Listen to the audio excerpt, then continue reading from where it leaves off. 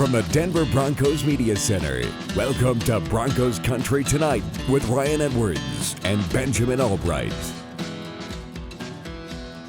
Welcome to Broncos Country Tonight as we continue to track what the Broncos are doing as they look for their next head coach. And right now, at least where we sit here, the Broncos have completed their second interview with Nathaniel Hackett. He was in town for, 8-9 hours maybe?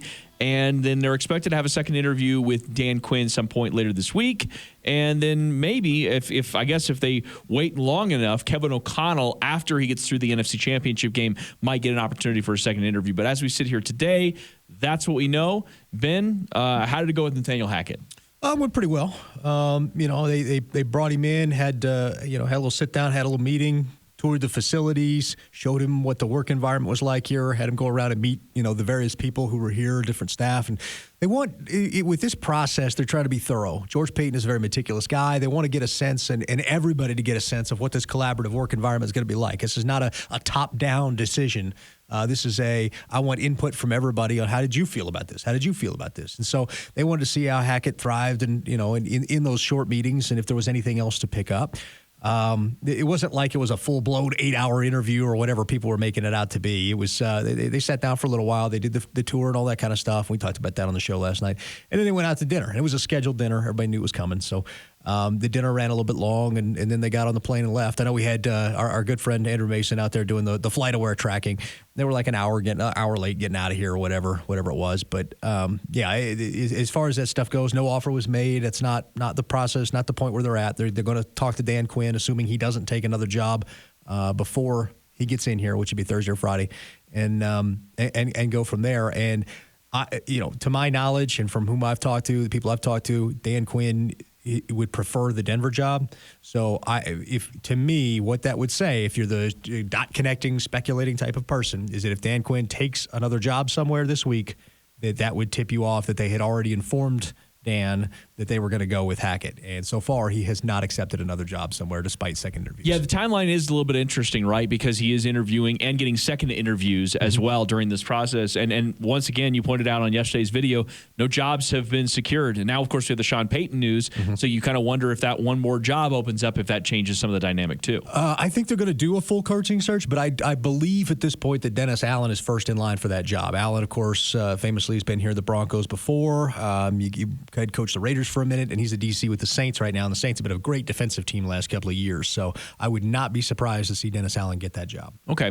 All right, so that's where we're at currently with the timeline, and the Broncos had said that they wanted to talk to Dan Quinn a second time. Those are the top two guys, the guys you've been reporting on the Broncos Country Tonight radio show, that it's been Quinn and Hackett have basically been the top two guys all along, and O'Connell is a little bit right now kind of having to wait through at least this part of the postseason to see if he has a potential shot at this job on the other side of it.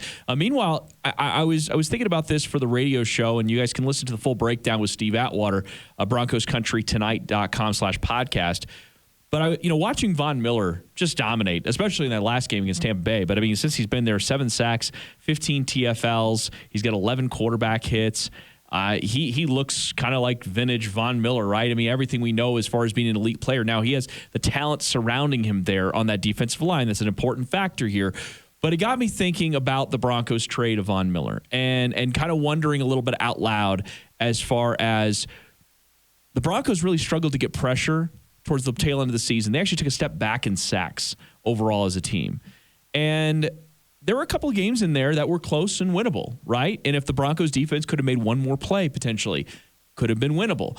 And you start to think about, well, if the Broncos would have had that elite playmaker on the field when Bradley Chubb was fully healthy on the opposite side, what kind of difference that might have made for the Broncos in a couple of those close games. And if those couple close games flipped, maybe we're talking about a Broncos team that was actually vying for the playoffs a little bit deeper into the season. Maybe they actually get there. And look, I know that people are going to sit here and say, wow, watch the Kansas City Chiefs and the Buffalo Bills. There's no way the Broncos keep up with those teams. Yeah, but watch a couple of the other games.